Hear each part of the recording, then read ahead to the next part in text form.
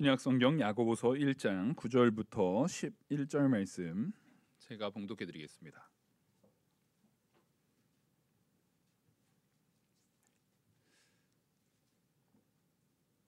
낮은 형제는 자기의 높음을 자랑하고 부한 자는 자기의 낮음을 자랑할지니 이는 그가 풀의 꽃과 같이 지나감이라.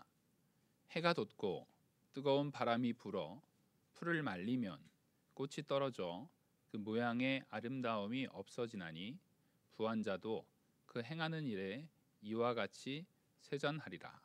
아멘. 오늘 말씀은 하나님 앞에서 가난과 부, 하나님 앞에서의 가난과 부라는 말씀으로 하나님 말씀 증거하도록 하겠습니다. 먼저 오늘 이 본문에 있어서 말하는 가난, 부함, 여기에서 오해를 하면 안 되는 것이 가난은 선한 것이고 부는 악한 것이다라는 개념이 전혀 아닙니다. 가난이나 부는 둘 다 하나님께서 내시는 거예요. 부함도 하나님께로부터 주어지는 것이고 가난도 하나님께로부터 주어지는 거예요.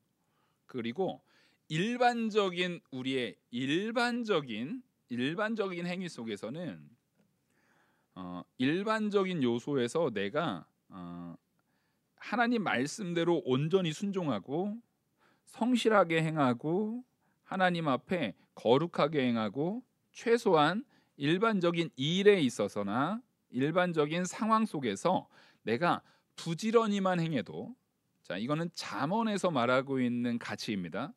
그리고 이것은 성경에서 우리에게 분명히 주어지는 가치예요. 부지런히만 행해도 우리가 말하는 이 성경에서 정말 극단적 가난함이 있잖아요. 거기에는 처하지 않습니다. 물론 시기나 시대에 따라서 그런 상황에 놓여지는 때가 있어요. 예를 들어서 과거 이제 우리가 흔히 얘기하는 암흑 시대라고 표현하기도 했던 중세 로만 카톨릭 시대의 대부분의 유럽 국가들은요, 아무리 노력하고 발버둥을 쳐도 가난에서 헤어나올 수가 없는 상황이 있었어요. 그리고 실제로 우리 이 나라 이 과거에 조선 시대만 하더라도 일정 특정 계층이라든가 특정 지역에 있는 사람들은요, 특별히 과거에 한국으로 치면은 이 전라도 쪽은 곡창지대였기 때문에 좀 부한 사람들이 많았고, 실제 강원도에서도 이제 태백산맥을 끼고 있는 곳이라든가 경상도 쪽에서도 태백산맥을 끼고 있는 곳에 조선 시대에 그쪽의 삶을 보면은요, 굉장히 힘들었대요. 이거는 역사적으로 굉장히 항상 거기가 힘들었대요. 왜냐하면 기본적으로 농경 사회 속에서 거기에서 거둬지는 수확에 대한 부분들이 너무나 계절적인 요소에 국한되어져 있는 거예요. 보관에 대한 부분도 그렇고. 그래서 오히려 바닷가 쪽에 살았던 사람들은 좀 풍요롭게 살았고, 평야에 있던 사람들은 풍요롭게 살았다고 한다면 그런 지역이라든가 그런 특징에 따라서 어쩔 수 없이 선택할 수 없는 가난함을 놓여져 있는 사람들도 있었습니다. 근데 그런 상황에서도 우리가 명확하게 알 수 있는 건 뭐냐면, 그런 지역도 부지런함 가운데 그 사람이 정말 부지런하면 거기에서도 우리가 흔히 입에 풀칠한다고 하잖아요. 극단적 가난함에 처하지는 않는 상황, 완전 전쟁이 일어난다거나 무슨 병에 의해서 무슨 전염병에 의해서 그런 상황이 되지 않는 이상은 극단적 가난함에 처하지 않을 수 있는 원리가 하나님께서 우리에게 주시기는 성실함입니다. 성실하거나 하나님 말씀 앞에 극단적으로 죄악에 놓여져 있지 않으면은요, 우리는 성실함이라는 하나님이 주신 원리예요. 그게 이걸 분명히 아셔야 됩니다. 성실함이 그냥 일반적 가치가 아니에요. 성경에서 잠언에서도 그렇고 우리에게 분명히 강조합니다. 성실하게 삶을 살아갈 때에 하나님께서 우리에게 베푸시는 복이 있습니다. 이거는 거의 일반은총에 가까워요. 이건 일반은총에 가까워서 믿는 사람이나 믿지 않는 사람이나 성실하게 행할 때에 기본적인 완전한 극단적 가난함에서 헤어나올 수 있는 가치, 그 부분은 얼마든지 얻을 수 있다라는 겁니다. 근데 완전한 부유함은 또 달라요. 부유함이라는 것은요, 가난함에서 벗어나는 것과 완전 부자가 된다라는 개념은 성경 안에서도요. 부자는 하나님의 복, 하나님께서 특별히 채워주시는, 그 사람이 더 거룩해서거나 덜 거룩해서라고 표현되지는 않아요. 근데 상당히 많은 부분에 있어서 성경이 말하는 부는요, 그 사람이 하나님 앞에 진짜 거룩할 때, 이거는 정말로 저 사람은 아무리 불을 갖다 부어줘도 하나님 앞에 전혀 흔들림이 없이, 죄악이 없이, 하나님 앞에 부가 아무리 쏟아져 부어져도 하나님을 섬기는 일이 있어서 전혀 해이해짐이 없는 사람의 경우에는요, 하나님이 불을 엄청나게 부어줍니다. 대표적인 사례가 욥과 다윗이에요. 욥과 다윗이, 그리고 아브라함이 그래요. 가장 대표적인 사례는 사실 욥이에요. 그러니까 정말 아무리 불을 갖다 부어줘도 기본적으로 하나님 앞에 거룩하게 살면은 하나님께로부터 복이 옵니까, 안 옵니까? 복이 옵니다. 제가 분명히 말씀드리지만요, 우리는요 복 받는 기독교예요. 제가 강조해서 말씀드려요. 일부 교회에서 복복복 얘기하면은 뭐 그거 안 된다 이렇게 얘기하는 일부, 특별히 좀 저처럼 젊은 목회자들 사이에서 그런 표현들이 많아요. 근데 그냥 돈 잘 벌고 잘 먹고 잘 산다, 우리가 복 받으려고 예수 믿는다, 물론 그건 아니죠. 복이 모든 것의 중심이 되고 우선이 되는 게 아니죠. 근데 원리, 성경에서 말하는 이 명확한 원리를 보면은요, 우리가 택한 백성으로서 하나님의 자녀로서 예수 그리스도를 온전히 믿는 과정 가운데 모두가 믿는 생활하면 모두 사도 바울처럼 사나요? 아니, 그건 정말 작은 케이스예요. 오히려 훨씬 더 많은 부분에서, 구약 시대를 보십시오. 훨씬 더 많은 부분에서 여러분들이 말씀 앞에 순종하고 살아가잖아요. 그러니까 이거를 목회자하고는 조금 구분을 하셔야 돼요. 목회자 같은 경우는 말씀 앞에 온전히 세워져도 하나님께서 그 맡긴 사명의 특수성상, 맡겨진 사명의 특수성상, 지금 이 목회의 충실함과 부유함은 좀 이게 구분이 될 수 있어요. 그래서 보통 목회자 자녀들이 목회 안 하려고 그러잖아요. 그거는 이게 어떻게 보면은 분명히 복된 삶을 사는데, 사실 그거는요, 여러분 잘 아셔야 돼요. 목회자가 삶을 잘못 살았기보다 사무엘도 자녀들이 그래요. 그것보다 자녀들이 받아들이기에 하나님께서 그 자녀들에게도 복을 주시잖아요. 하나님께서 이거 정말 여러분 잘 아셔야 돼요. 그건 목회자 가정뿐만 아니라 모든 경우에 마찬가지예요. 하나님이 그 자녀에게 복을 주시는데, 목회자 자녀는 목회를 해야 꼭 복입니까? 그거 전혀 아니거든요. 그러니까 그 자녀에게 자기가 감당할 만한 믿음의 가치를 미리 주는 하나님의 복이 있는 거예요.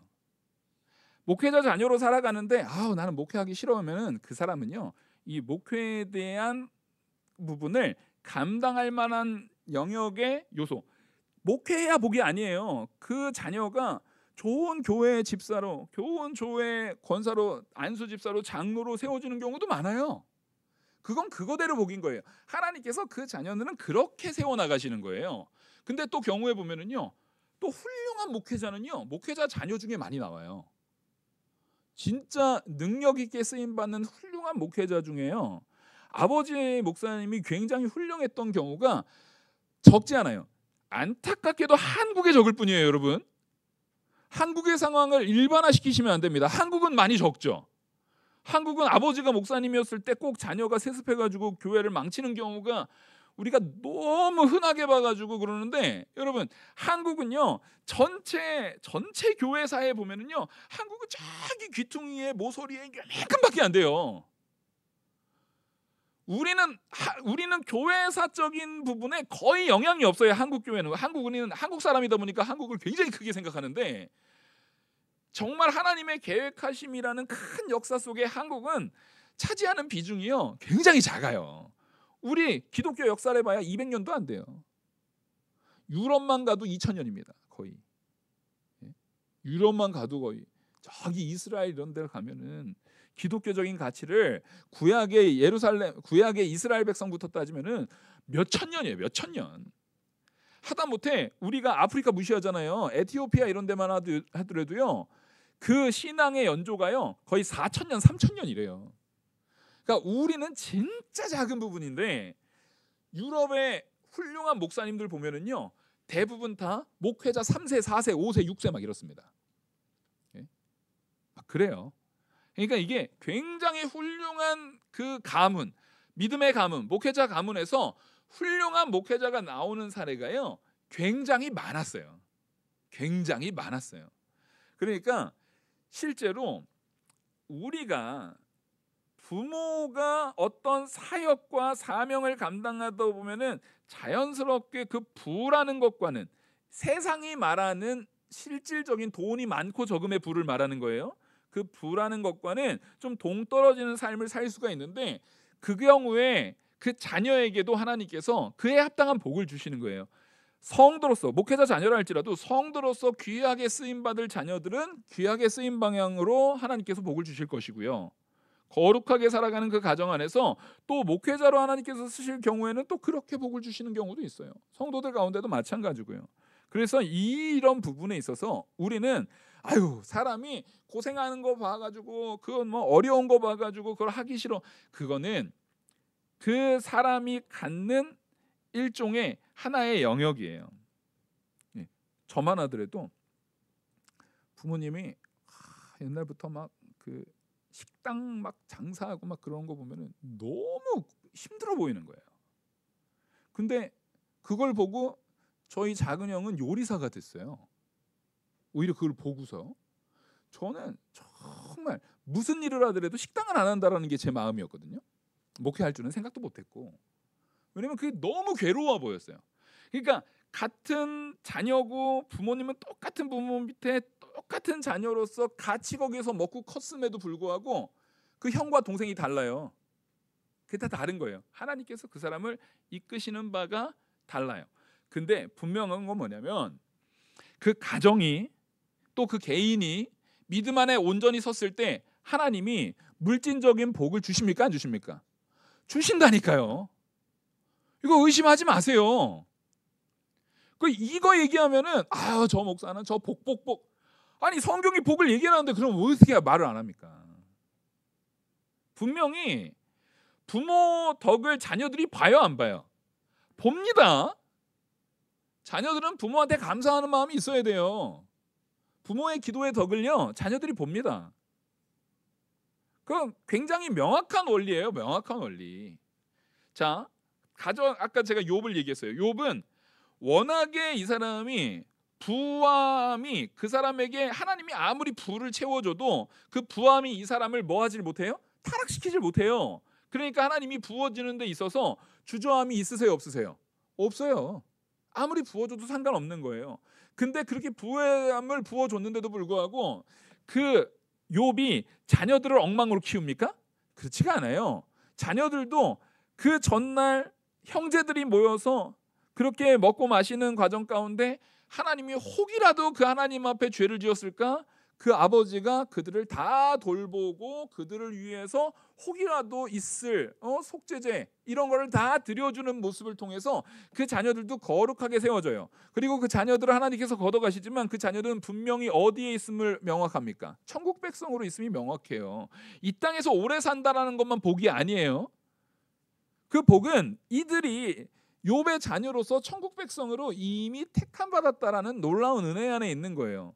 그리고 우리가 유아 세례가 그래요. 유아 세례는 누구의 믿음을 근거로 우리가 유아 세례를 줍니까? 부모. 그것도 둘 중에 둘 다여야 돼요. 한 명이기만 하면 돼요. 둘 중에 한 명입니다. 여러분 이거 분명히 아셔야 돼요. 둘 중에 한 명만 믿음 가운데 있어도요. 유아 세례는 줍니다. 그럼 무슨 얘기냐면 그 한 명 안에 존재하시는 그 한 명 안에 내주하시는 누구요? 성령 하나님.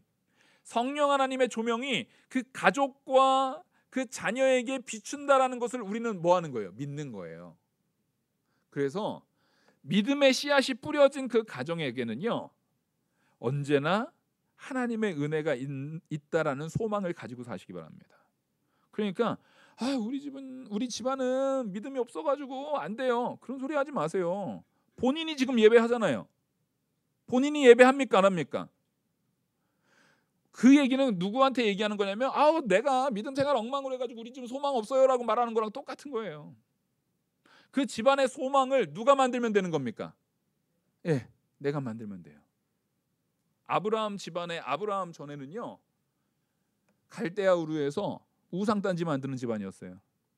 우리 이게 상담하다 보면은 우리 할머니 때부터 옛날부터 우리가 불교 집안이었고 맨날 그 막 하는 거여가지고 제가 그것 때문에 막 괴로움이 많고요. 그것 때문에 어려움이 많아요. 예, 그거 어려움이 있을 수 있어요. 근데 그거 이기지 못할 내용이 아니에요. 아브라함도 갈대아우르에서 우상단지 만들던 집안의 사람이에요. 그럼에도 불구하고 그 지역 자체가 그 업으로 살던 지역이에요. 거기가. 그럼에도 불구하고 하나님께서 이끄시니까 뭐가 됩니까? 믿음의 조상이 됩니다.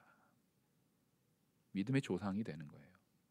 그래서 우리는 기본적으로 성경이 말하는 가난과 성경이 말하는 부에 대한 부분을 분명히 기준을 잡아야 돼요.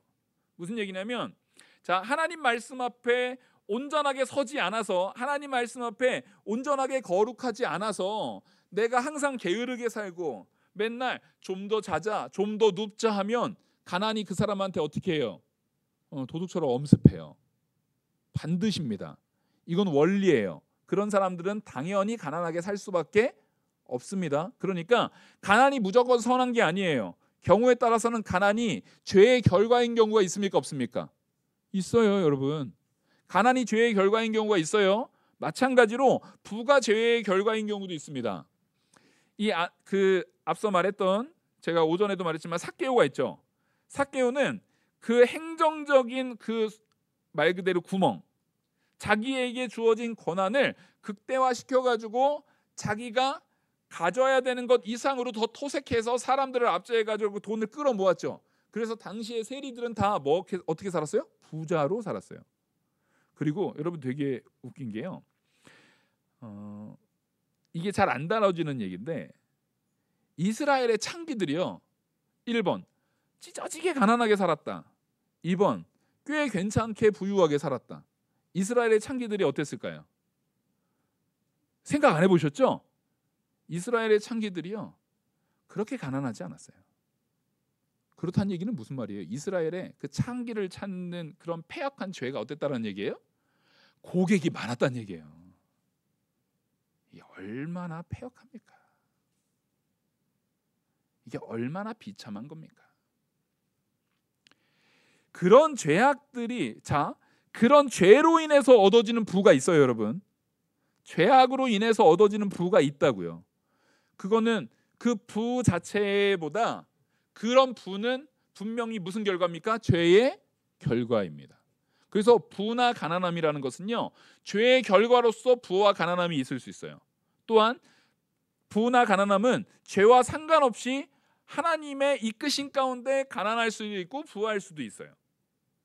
이 부분은 그러니까 가난하면 그 사람 벌 받았어 이렇게 함부로 말할 수 있어요, 없어요? 없는 거예요. 그 사람 부하니까 저 사람은 그냥 잘 돼서 복 받았네 이렇게 함부로 말할 수가 없어요. 또 반대로 가난한 사람은 저 사람은 가난하니까 착해, 그런 말 가능해요, 불가능해요? 불가능한 거예요. 가난하다고 착한 거 아니에요. 또 어떤 사람은 저거 부자니까 저 사람은 부자니까 무조건 나쁜 놈이야, 이런 것도 안 돼요. 성경의 원리에서 부나 가난함은 하나님께서 하나님 뜻 안에 있을 때 필요에 따라서 줄 수도 있고 안 줄 수도 있는 거예요. 하나님의 뜻의 안에 있어요. 근데 우리는 기본적으로 일반적인, 다시 강조드립니다, 일반적인 상황 속에서 여러분 성실히 사십시오. 예? 정직하고 성실하게 하나님 말씀 순종하면서 사십시오. 그러면 이 말씀을 순종하는 여러분들과 여러분들의 가정과 그 자녀의 기본적인 부까지는 아니더라도 극단적 가난함은 사실 엄습하지 않습니다. 근데 언제나 예외는 있어요. 언제나 예외는 있는데 그게 뭐냐면, 하나님께서 특별하게, 정말 특별하게 그 사람을 사용하시는 때가 있어요. 사도 바울과 같이. 사도 바울은 기본적으로 부한 집안이에요, 가난한 집안이에요? 예, 사도 바울은 기본적으로 부한 집안이에요. 좋은 교육을 받았고요. 자기가 그 텐트, 우리가 텐트 메이커라고 사도 바울을 얘기하잖아요. 천막 짓는다라고 하는데 그 되게 고급 기술입니다. 예? 당시에는 가말리엘 문화에서 배우려면은요, 기본적으로 자비량을 할 수 있는 고급 기술을 하나씩을 가졌어야 됐어요. 그래서 가말리엘 문화에서 배우면은 그 안에서 배우면서 사람들을 가리킬 뿐만 아니라 자기가 그런 일들을 하나씩은 할 수 있는 기술을 가져야만 했어요. 사도 바울은 그 중에서 텐트 메이커, 이 천막을 짓는 일을 배운 거예요. 이거는 굉장히 고급 기술이에요. 그러니까 사도 바울은 기본적으로 어디다 내놔도 잘 먹고 잘 살 사람이에요. 가말리엘 문화에서 배웠기 때문에 어딜 가서 하다못해 저기 뭐 두란노 서원이라든가 이런데, 회당 이런데 가가지고 나 가말리엘 문화에서 배웠습니다 하면은 거기에서 한번 연설할 때마다 돈을 받아야 안 받아요? 돈도 받아요. 그러니까 기본적으로 부하게 살 수 있는 사람인데도 불구하고 누구를 위해서 그 모든 걸 희생합니까? 하나님의 영광을 위해서 희생해요. 예, 근데 기본적으로 하나님께서 전부 다 사도 바울처럼 너는 내 영광을 위해서 희생시킨 재물이다라고 말하는 사람은 사실 우리 중에 거의 없어요. 그러면 사도 바울가 목사님은 그럴 수 있죠라고 말할 수 있는데, 자, 그럼 저만 해도 그러면 사도 바울하고 비교해서 목회자니까 저는 훨씬 더 그냥 영광스럽게 더 부자로 더 잘 먹고 잘 살 수 있는데 과연 그 모든 것을 다 희생하고 있느냐? 물론 제가 다른 애 있으면 지금보다 뭐 몇십만 원, 몇백만 원 더 벌을 수 있었겠죠. 그거 별 의미 없어요. 별 의미 없어요.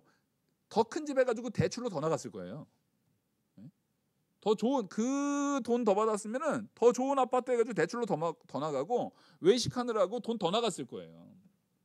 사실은 그 사람이 살고 하는 부분에 있어서는 큰 차이가 없어요. 우리는 그래서 웬만하면 이 가난이나 부다라는 것을 신앙생활에서 뭐해서 절대 거기에 있지 않음을 아셔야 됩니다.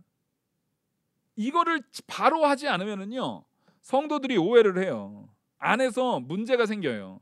부한 사람들은 저거 뭐 나쁘게 보고, 가난한 사람은 좋게 보고, 또 반대로 어떤 교회 같은 경우는 가난한 사람들은 착하게 보고 부한 사람은 나쁜 놈들로 보고, 예, 두 가지 경우가 다 상존해요. 두 가지 경우가 다 상존하는데 분명히 말합니다. 둘 다 성경적 원리에서는 틀린 겁니다. 하나님이 어떻게 이끄실지 알아요, 몰라요? 몰라요.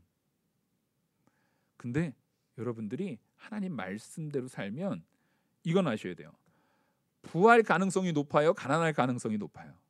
부할 가능성이, 제가 솔직하게 말씀드리면 거의 99대1로 높아요.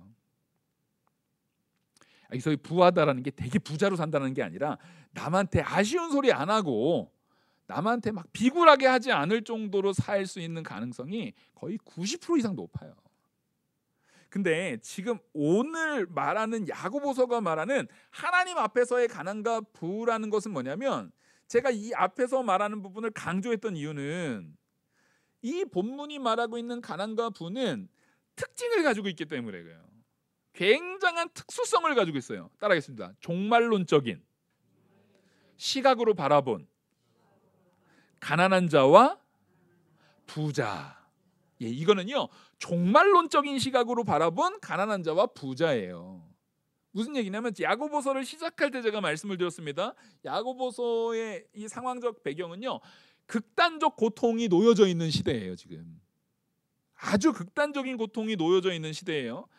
성도라고 한다면 가난해도 괴로운 상황이에요. 그러니까 가난하면 더 괴롭겠죠.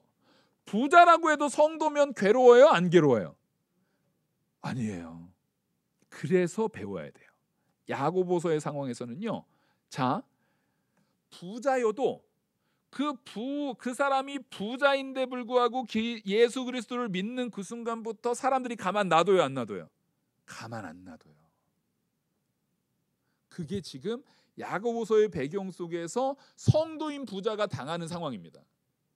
성도인 부자가 당하는 상황은요, 가난한 이 사람이 부자였다 할지라도 그 땅의 지주였어요. 그런다 할지라도 이 사람이 기독교인인 순간부터 갑자기 그 사회에서 사고파는 이 모든 활동, 그리고 그 사람의 경제적인 상황에 대한 부분에 뭐가 자꾸만 가해집니까? 제재가 자꾸만 가해지는 상황입니다. 오히려 가난했던 사람은 원래 가난했는데 좀 더 가난해지면은 그 사람은 뭐 살만하지 아니에요. 이 상황에서 가난한 사람이 더 가난해진다는 얘기는 정말 먹고 살 게 없는 상황까지 가난해지는 거예요. 마찬가지로 부자도 마찬가지입니다. 부자는 부자였던 사람이 내가 원래 누리던 걸 못 누리면 괴로워요, 안 괴로워요? 엄청 괴로운 거예요, 그거. 그러니까 사실상 이 상황에서요, 부자나 가난한 자나 하나님 앞에 온전하게 선 사람은 종말론적인 상황 안에서 부자나 가난한 자나 다 뭘 당하는 상황이에요? 괴로움을 당하고 있는 상황이에요. 그걸 마음에 전제하셔야 됩니다. 그래서 이 구절에 낮은 형제는 이라고 말할 때 이 낮은 형제라는 게 우리가 이걸 좀 오해할 수 있어요. 이 낮은이라는 이 단어 자체가요, 낮은, 비천한, 사소한, 약한, 가난한이라는 단어를 다 포함하는 단어예요. 그래서 사실은 여기에서는 맥락상 이 낮은 형제가 가난한 성도를 얘기하는 겁니다. 형제라고 했기 때문에 이건 성도를 말하는 거예요. 가난한 성도, 가난해서 사람들로 하여금 사소하게 취급받고 비천하게 취급받고 낮게 취급받고 그래서 사회적으로 연약할 수밖에 없고 너무 가난에 찌들어 있는 성도를 말하는 거예요. 근데 그 사람은 자기의 뭐를 자랑하래요? 높음을 자랑하래요. 이게 종말론적인 시각인 거예요.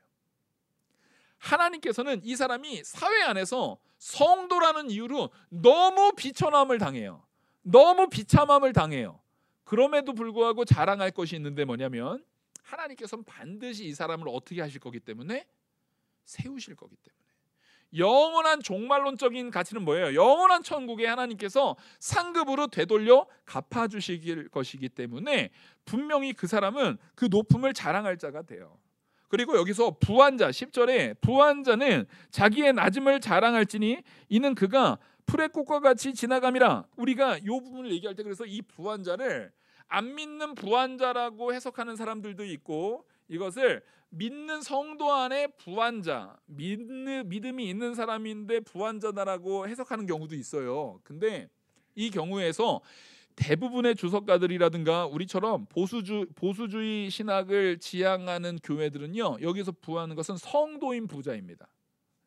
성도로서 성도인 부유함을 추구하는 사람들을 이야기합니다.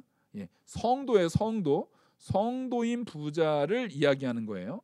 그래서 이 성도로서의 부유함을 추구하는 사람들이 낮음을 자랑한다 그래요. 그러니까 갑자기 여기에서 말하는 성도인데 이 사람들은 그럼 나쁜 사람들이냐? 평소에 교만했기 때문에 낮음을 자랑하는 상황을 얘기하는 것이냐? 사실 그렇진 않아요. 여기서 말하는 것은 물론 불신자를 가리킬 수도 있지만 그 경우도 이따가 설명을 해드리겠습니다. 불신자를 가리킨다, 이걸 먼저 하는 게 낫겠어요. 불신자를 가리킨다라고 했을 때는요, 그 불신자를 하나님께서 반드시 어떻게 하신다는 거예요? 낮추신다라는 걸 상징적으로 보여줘요. 근데 이게 그러면 성도일 경우에는 어떻게 해야 되냐? 어떻게 해석이 돼야 되냐? 말 그대로 가난한 자는 자기의 높음을 자랑하는 것이 이게 분명한 것이고, 형제 부한자의 경우에는 뭐냐면 아까 말씀드렸듯이 부유한 사람은 사회적인 지위가 있어요. 여기서 당시에 부하다, 부자다, 여기서 말하는 부자라는 것은 당시에는요, 돈만 많아도 그 사람을 부자로 인정하지 않습니다. 그냥 상인 이런 사람들을 부자로 인정하는 게 아니라 진짜 부자라는 것은 일단 지주여야 돼요. 땅이 있어야 돼요. 땅이 있다는 얘기는 그 지역의 사실상 토세력, 그 지역의 정치적 권한을 가지고 있는 세력인 경우가 거의 무조건입니다. 거의 무조건이에요. 그러니까 그렇게 그런 사회적 지위를 가지고 있는 사람이 그리스도를 위해서 사회적으로 냉대를 당할 것이다라는 것을 사실상 상징적으로 보여주는 거예요. 그러니까 사실은 부자가 당하는 고난도 작아요, 작지 않아요? 작지 않아요. 굉장한 고난이에요. 오히려 가난한 사람은 원래도 괄시를 받던 거에서 더 비참해지기는 하지만 교회가 보호하는데 부자가 당하는 괴로움, 부자가 당하는 사회적인 부분에서 자기가 가졌던 지위가 사라지고 낮아지고 그 모든 지위들이 깨지는 상황은 교회가 그거를 수복해주거나 회복해줄 수 있어요, 없어요? 없어요. 당시의 교회가 그걸 회복해 줄 거나 수복해 줄 수 없어요.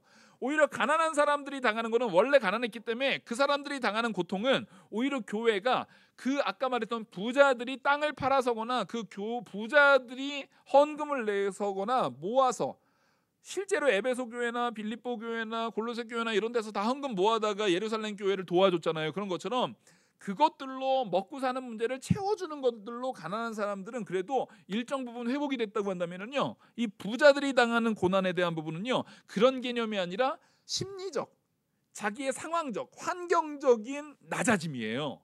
그러니까 이 부분은 교회가 물리적으로 해결해 줄 수 있는 문제가 아닙니다. 그럼 이건 누가 해결해 줘야 돼요? 하나님이 낮아진 가운데도 그 낮아짐을 뭐 하래요? 지금 부자는 낮아짐을, 또 낮아졌으니까 이제 정신 차리고 회개하래요? 낮아짐을 뭐 하래요? 자랑하래요. 이게 굉장히 중요해요. 여기서 높아짐도 자랑거리고 낮아짐도 자랑거리인 거예요. 둘 다 하나님 앞에 뭔 거예요? 자랑거리예요. 그러니까 여기서 높아지고 낮아지고가, 높아진 건 좋은 거고 낮아진 건 나쁜 걸 얘기하는 게 아닌 거예요. 둘 다 뭐 하는 거예요? 자랑거리인 거예요. 하나님 앞에 둘 다 자랑거리인 거예요.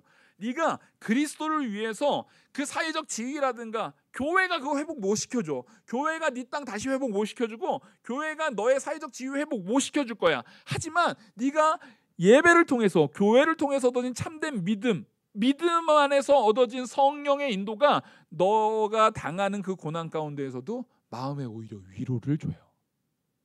고난이 아니라, 괴로움이 아니라 오히려 담대함으로 내가 능히 그리스도를 위해서 이 고난을 당하리라. 내가 그리스도를 위해서 능히 이 고난을 감내하리라는 하나님의 놀라운 은혜가 그 안에 주어졌을 때, 그 사람은 자기가 낮아지고 가난한 것을요, 얼마든지 그럼에도 기뻐하고, 얼마든지 장차 그들에게 오실, 내가 이 땅에서 누렸던 부에 대한 부분은 어차피 영원한 천국에서 누릴 거를 생각하면은 아주 하찮은 거거든요. 그러니까 얼마든지 그것을 내려놓고 오히려 하나님의 영광, 예수 그리스도의 이름을 위해서 낮아진 그것을 뭐 할 수 있는 사람이 되는 거예요? 자랑할 수 있는 사람이 되는 거예요. 그래서 이 야고보서에서 말하는 가난과 부에 대한 가치는 무슨 종말론적인 의미에서 가난과 부를 말하고 있는 겁니다. 그리고 또 하나는, 이 부분은 이 해석에 있어서 지금 제가 말한 게 보다 일반적으로 가장 많은 주석가들이 말하는 이 해석의 틀이에요. 근데 비주류이긴 하지만 유익이 되는 게 있어서 여러분들에게 하나를 더 소개시켜드리면, 사실상 같은 맥락에 있어요. 유익이 되는 게 있어서 하나를 더 소개시켜드리면, 부자들의 낮아짐이라는 것이 그리스도를 위해서, 아까 말했던 그리스도를 위해서 고난당하거나 비천한 자에 놓여지게 됐을 때 우리가 고난당하는 것 자체를 기뻐하는 걸 우리가 이해를 했잖아요. 근데 또 하나가 뭐냐면, 부한 형제가 자신의 부가 이제는 내가 이제 부가 점점 낮아져요. 이 부를 스스로, 그 부유함이라는 가치를 스스로 따라가겠습니다. 낮춘다. 왜요? 뭘 봤으니까 낮추는 거예요? 예수 그리스도를 만나는 순간에 천국의 영광을 보니까, 천국의 놀라운 상급, 천국의 놀라운 소망을 보니까 내가 갖고 있던 부의 가치가, 의미가 없어요. 이게 스스로 낮아요. 별 의미가 없는 거예요. 제가 이 부분을 왜, 이 해석에 대한 부분이 왜 우리에게 유익이 되냐면, 이게 사도 바울의 말과 너무나 같아요. 사도 바울이 이렇게 말합니다. 자기의 가말리엘 문화, 로마 시민권인 거, 베냐민 지파 중에 난지 8일 만에 할례 받은 거, 유대인으로서 그 사회적 지위를 가지고 있는 그 모든 것들, 그 학문적인 모든 것들을 다 뭘로 여긴다고요? 배설물로 여겨요. 왜요? 그게 얼마나 귀중한 것들인데 왜 배설물로 여겨요? 누굴 만나니까요? 다메섹 도상에서 우리 주 예수 그리스도를 만나니까 그게 배설물이 돼버리는 거예요. 그런 의미에서 우리는 이게 낮아짐을 말해요. 그래서 이 부분들을 얘기할 때 뭘 얘기하냐면, 당시 지중해성 기후에서 나타나는 현상을, 자연 현상을 그대로 표현해서 예를 드는 거예요. 11절 보시면, 해가 돋고 뜨거운 바람이 불어 풀을 말리면 꽃이 떨어지며 그 모양의 아름다움이 없어지나니 부한 자도 그 행하는 일이 이와 같이 쇠잔하리라. 자, 여기서 말하는 것은 이 세상의 부, 이 세상의 가치, 이 세상에 존귀하다라고 착각하는, 존귀하다라고 생각했던 그 모든 것들이 사실은 진짜 지중해 해가 돋고라는 거예요. 이 해를 뭘로 상징해서 보여줄 수 있냐면 진짜 하나님의 영광, 진짜 하나님의 영광스러운 진리가 탁 내 안에 주어져요. 그러면 내 안에 있었던 가짜 영광들, 그게 부가 될 수도 있고 명예도 될 수 있고 그 모든 가짜 영광들이 보니까 아무것도 아닌 게 드러나 버렸어요. 예를 들어서 이런 거예요. 그 여자들 막 가방 같은 거 이렇게 하면은 그 신기해요.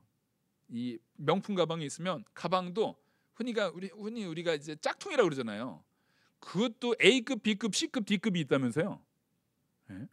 그것도 그게 차이가 난대요.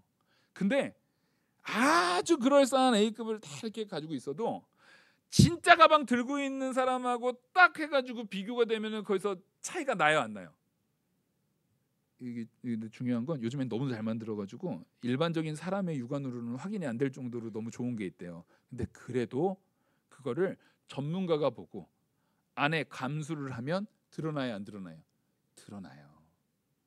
우리는 근데 하나님께서 보여주시는 찬란한 태양의 영광 가운데 우리는 그 짝퉁으로 치면 거의 F급에 가까운 싸구려와 같은 상황인 거예요. 우리가 이 땅에서 누렸던 부나 이 땅에서 누렸던 영광이나 이 땅에서 누렸던 가치들은요 너무나 하찮은 거기 때문에 하나님의 참된 영광이 탁 해돋듯이 떠서 지중해에서 해가 딱 뜨면은 지중해 그 뜨거운 바람이 해풍이 바다에서부터 불어오는 거예요. 그러면 거기에 있었던 풀, 꽃 이런 것들이 싹 어떻게 버려요? 말라서 시들어 버리는 거예요. 이 세상에서 우리가 영광이라고 누렸던 것들은 사실상 다 말라서 어떻게 되는 거예요? 시들어 버리는 거예요. 이거 오전에 얘기했던 뭐와도 되게 말씀이 맞닿아 있습니까? 네, 우리가 그리스도 반석 위에 나무풀 집으로 아무리 멋들어지게 지은 것 같아도 영광스럽게 이 땅의 부와 명예와 영광을 가지고 지은 것 같아도 하나님의 참된 공력의 시험, 하나님의 영광스러운 광채, 하나님의 영광스러운 역사가 싹 임하면 그런 가짜들은 다 어떻게 됩니까? 불살라져서 사라집니다. 거기에는 뭐만 남냐면요, 내가 오히려 그 부유함 가운데도 혹은 가난함 가운데도 내 모든 것을 희생하고 내 모든 것을 전혀 귀하게 여기지 않고 오직 하나님의 영광을 위해서 고난받은 자, 가난한 중에서도 하나님의 영광을 위해서 고난받은 자, 부유한 중에서도 하나님의 영광을 위해서 고난받은 자는 종말론적인 가치 안에 종말의 시기에 하나님께서 참된 복, 영원한 천국의 복으로 채우실 줄 믿으시기 바랍니다. 그래서 하나님 앞에서의 가난과 부는요, 가난한 가운데서도 하나님께 영광, 부한 가운데서도 하나님께 영광 돌리는 기준을 가지셔야 된다는 거예요. 그래서 가난한 자는 뭐 천국을 더 잘 가고 부한 자는 천국을 더 잘 못 가고 그렇지 않아요. 되게 웃긴 게요, 그러면 우리가 역사를 돌이켜 보면은 가난한 사람들이 더 많이 믿었던 것 같잖아요. 우리가 한국 사람이 그렇게 유독 이해하는 경향이 있어요. 왜냐하면 한국의 교회의 이런 흐름이라는 것은 가난한 사람들 위주로 먼저 믿은 것 같잖아요. 가난한 사람들 위주로 먼저 믿은 것 같거든요. 근데 여러분, 한국 교회에 진짜 목회자들을 많이 배출하는 데는 누가 힘썼는 줄 아십니까? 실제로는요, 한국의 지주들이에요. 지주들이 실제 한국만 하더라도요, 초창기에 그 집안의 노예가 먼저 믿어가지고 교회 가는 사례는 아주 이례적인 사례예요. 왜냐하면 그 노예가 주인 허락 없이 교회 갈 수 있어요, 없어요? 못 가요. 어차피 못 가요. 근데 보통 한국의 변화는요, 선교사들이 만나는 게 노예 중심으로 만난 게 아니라 사실상 선교사들은요, 당시에 한국에서 굉장히 귀족 대우를 받는 사람들이에요. 엄청나게 만나기 힘든 사람들이에요. 그 사람들이 누굴 만나요? 지식인들을 만났어요. 양반들을 만났다고요. 근데 그 양반들에게 있어서 먼저 의학이라든가 서양의 문물이라든가 이런 걸 가지고 그 사람들을 교육을 시켜서 그 사람들이 먼저 믿었어요. 근데 자기가 믿고 나면은 그 집안의 노예부터 가족들 전부 다 교회에 같이 가게 되는 거예요. 꼭 누구처럼요? 말 그대로 그 고넬료와 같은 상황이 한국에서도 일어났어요. 그리고 그렇게 믿음 생활에서 그렇게 온 집안 종들까지 싹 교회를 갔는데 그 자기의 노예였던 종 중에 하나가 믿음이 너무 좋고 지혜로워서 선교사님이, 그 외국의 선교사님이 이 사람은 신학을 시켰으면 좋겠습니다 했을 때, 신학을 공부를 시키려면 선교사도 하지만 누가 허락해 줘야 됩니까? 주인이 허락해 줘야 돼요. 그래서 실제 목사님들 중에 노예 출신이 많은데 그 노예 출신인 목사님들을 서포트해주고 마지막까지 존중해주고 그분들이 돌아와서 목회를 했을 때 그분들을 섬기고 오히려 성도로서 그분들을 목사님 섬겼던 거는 대부분 다 양반들이었어요. 그러니까 꼭 가난한 사람 위주로 신앙생활이 무조건 잘 됩니까? 그렇지가 않아요. 하나님은 어떻게 역사하실지 몰라요. 또 인류 역사를 보면은요, 어느 지역은 정말 가난한 사람 위주로 신앙생활이 퍼져가지고 나중에 그 나라를 뒤엎은 나라도 있습니까, 없습니까? 유럽에 그런 나라도 있어요. 하지만 그렇지 않은 나라도 있어요. 그래서 우리는 부냐 가난하님이야 이런 걸로 말 그대로 양극화 시켜가지고 뭐 적이네 선한 거네 착한 거네 나쁜 거네 이런 거를 구분하면 됩니까, 안 됩니까? 절대로 안 됩니다. 우리는 가난하면 가난한 대로 하나님께 영광, 부하면 부한 대로 하나님 앞에 영광. 그래서 종말론적인 신앙을 가지고 내가 가난한 중에서도 하나님께 영광을 돌릴 때 영원한 천국에서 하나님께서 채워주실 은혜를 소망하고, 부한 가운데도 이 땅에서의 누렸던 모든 것들이 혹 그 상황 가운데, 어려운 상황 가운데 비천하게 처해진다 할지라도 오히려 그 낮아짐을 뭐 할 수 있는? 자랑할 수 있는, 그래서 하나님께 영광 돌릴 수 있는 저와 우리 모든 성도님들 되기를 간절히 축원합니다. 기도하시겠습니다. 은혜와 사랑이 무한하신 하나님 아버지,